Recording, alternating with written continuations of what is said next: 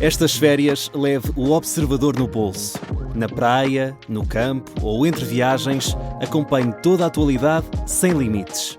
Assine com 40€ de desconto e habilite-se a ganhar uma estadia de 2 noites num dos hotéis boutique da Small Portuguese Hotels. Este verão, desligue da rotina, não da informação. Assine em observador.pt. 4 horas.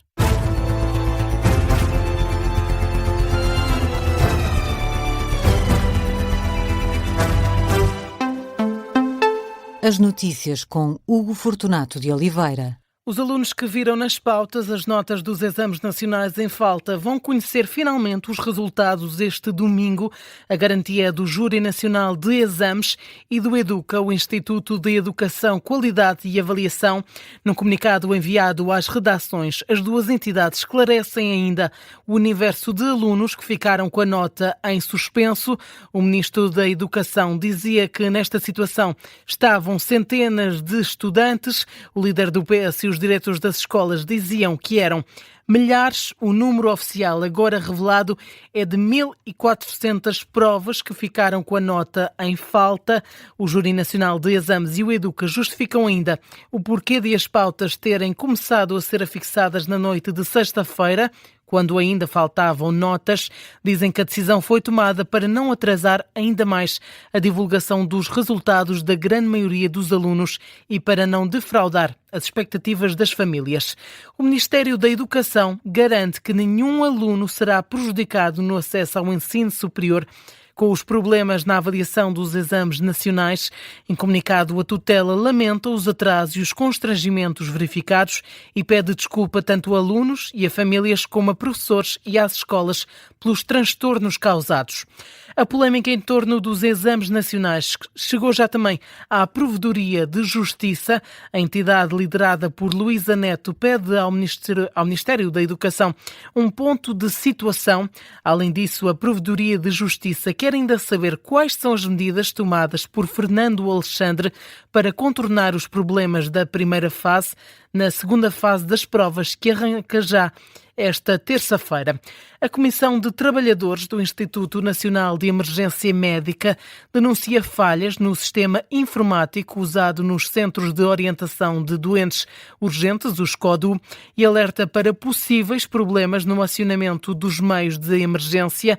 A estrutura representativa dos trabalhadores afirma ter recebido relatos de problemas que afetam a escolha das ambulâncias, a localização das ocorrências e a indicação dos hospitais de destino. A Comissão de Trabalhadores exige, por isso, esclarecimentos à direção do INEM e questiona a entrada em funcionamento do sistema sem que todas as falhas estejam resolvidas.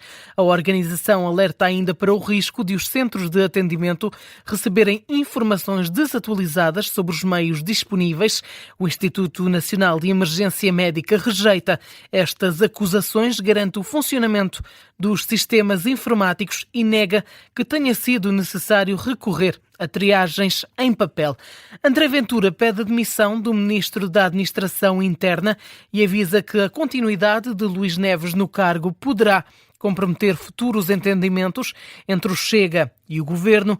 Numa carta enviada ao Primeiro-Ministro, o líder do Chega considera que a permanência de Luís Neves no cargo prejudica a imagem do Governo. Ventura alerta que a situação pode arrastar o Executivo para uma cumplicidade criminosa e provocar uma perda de autoridade institucional. O presidente do Chega recupera ainda a reunião recente que teve com o Presidente da República para lhe dizer que está ainda mais convencido do que é preciso fazer neste momento. Ventura recorda também o caso do antigo Ministro da Administração Interna, Miguel Macedo, que se demitiu após ter sido envolvido numa suspeita criminal durante o governo de Pedro Passos Coelho, apesar de ter sido depois absolvido. Na atualidade internacional, os Estados Unidos deram início a uma nova noite de ataques aéreos contra o Irão, em resposta à morte de 2 militares norte-americanos num ataque com mísseis balísticos e drones na Jordânia. Segundo o Comando Central dos Estados Unidos, a operação pretende atingir posições da Guarda Revolucionária Iraniana e reduzir a capacidade de Teherão de ameaçar o tráfego marítimo no Estreito de Hormuz. Além dos 2 militares norte-americanos mortos na Jordânia, há ainda um que continua desaparecido. Outros 4 soldados ficaram também feridos. Com estas baixas, sobe para pelo menos 16 o número de militares norte-americanos mortos desde o início deste conflito. Antes desta nova vaga de ataques dos Estados Unidos, o Irão deixou um aviso aos Emirados Árabes Unidos. Teherão dizia que caso Washington avançasse com novos ataques, poderia haver uma retaliação contra vários alvos no país, incluindo portos e aeroportos. Esta é já a 8ª noite consecutiva de ataques norte-americanos contra o Irão. Teherão já ameaçou intensificar o conflito no Médio Oriente. Na Venezuela, continua a subir o número de mortos nos sismos. O mais recente balanço de Caracas dá conta de 5.119 vítimas mortais, mais 50 mortos do que na atualização anterior. Os sismos destruíram ainda mais de 60 mil casas. Há milhares de pessoas desalojadas, sem apoio e deixadas a lutar contra condições sanitárias que se estão a degradar rapidamente. A ajuda internacional existe, mas é insuficiente para lidar com o rescaldo dos 2 grandes abalos sísmicos.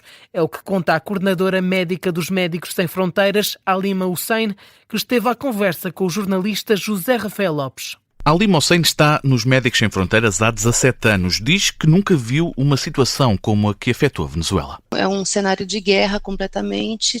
Desde a entrada do estado de La Guaira, já vemos pessoas em tendas, em carpas pequenas, mas é muito desolador ver o que se encontra nas ruas. Ainda há muitas pessoas que estão procurando por seus entes embaixo dos escombros. O relato chega numa altura em que continuam a ser retirados corpos dos escombros nas zonas mais afetadas. Pelos mortos não há muito a fazer. Os vivos têm uma árdua batalha pela frente. As pessoas têm medo, as pessoas estão vigilantes, estão em alerta.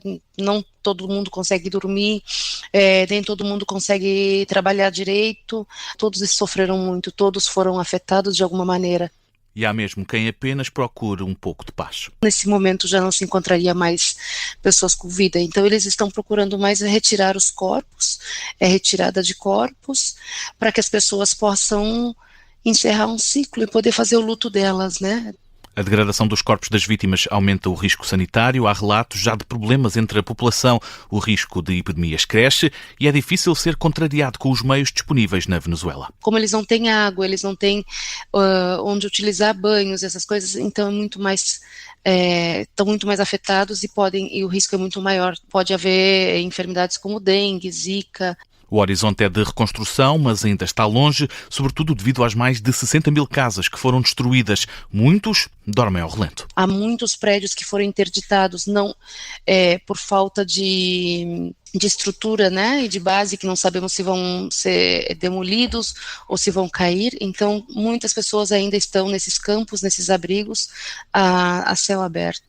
Ainda assim, a esperança mantém-se. A população venezuelana mostrou um nível de solidariedade muito, muito grande nessas últimas 3 semanas. Estamos vivendo um dia de cada vez, como se diz. O relato de Halima Hussein é coordenadora médica dos Médicos Sem Fronteiras na Venezuela, no país desde fevereiro e sem certezas quando vai poder regressar a uma vida normal.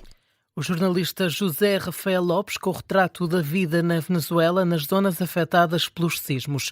No Mundial está entregue o primeiro lugar do pódio, o terceiro. A seleção inglesa derrotou a França por 6-4 e leva assim para casa a medalha de bronze. Foram 10 golos no jogo que decidiu o terceiro e o quarto classificados. Apesar da vitória dos ingleses, quem fez história foi Kylian Mbappé. Bastaram 2 golos para o ditador ultrapassar Lionel Messi na lista dos melhores marcadores deste Mundial e da história da competição. Mbappé tem mais um golo do que Messi, um registro que o argentino poderá já este domingo superar operar na final deste Campeonato do Mundo. Espanha e Argentina entram este domingo em campo para decidir quem será a próxima seleção campeã do mundo.